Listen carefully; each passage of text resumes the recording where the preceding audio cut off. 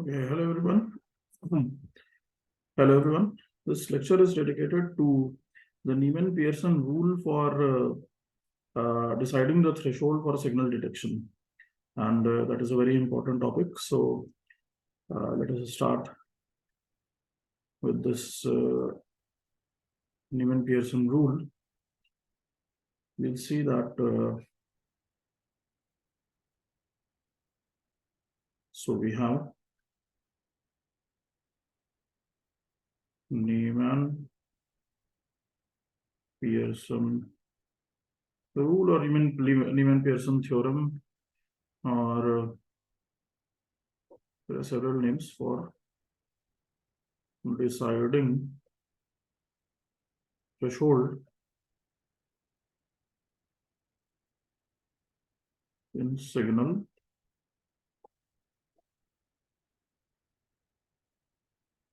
detection. Okay, so basically we know that the model that we consider generally, that we have a transmitted signal. Let us say that U was our transmitted signal at the transmitter end, let us say from anywhere.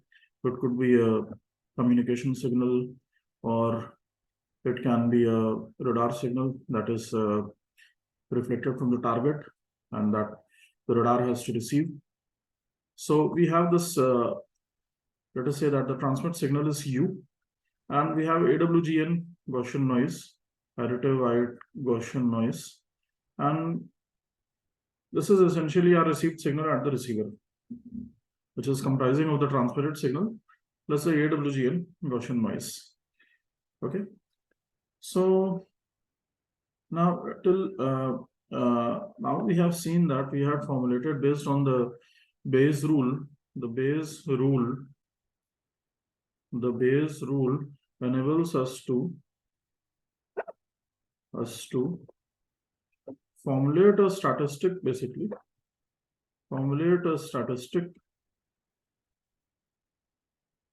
which is essentially what we call as a sufficient statistic, and that's a sufficient statistic we had written as lambda of y,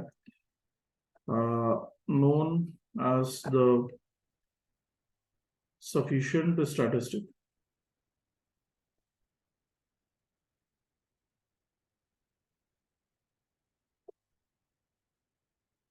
And we saw that the sufficient statistic was compared to one threshold value. Let us say that the threshold value is eta.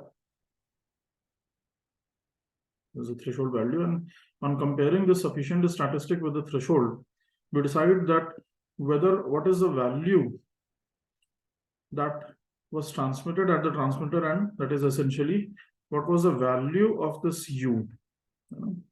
And what we had assumed was that the case of binary hypothesis, that is U could be either UA or it could be either UB.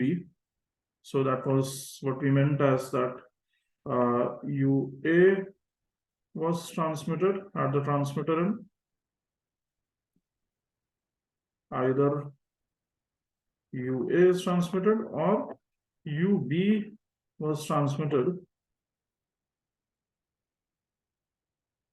at the transmitter, from the transmitter, and based on that we had the received sample Y, and based on the received signal Y, we essentially formulated the sufficient statistic that was our lambda of Y, and that was nothing but the likelihood ratio. And this likelihood ratio that we call as a sufficient statistic, that we have to compare with threshold eta. If it is greater than the threshold eta, we decide that UA was transmitted, that is our hypothesis UH was equal to UA. We have a binary hypothesis. In this case. We have a binary hypothesis, the hypothesis that we have formulated from our side, that which was the signal that was transmitted. Based on the received signal Y, we are going to decide that which was the signal that was transmitted at the transmitter end. And based on that, we have formulated a hypothesis. So based on our received signal Y, we say that which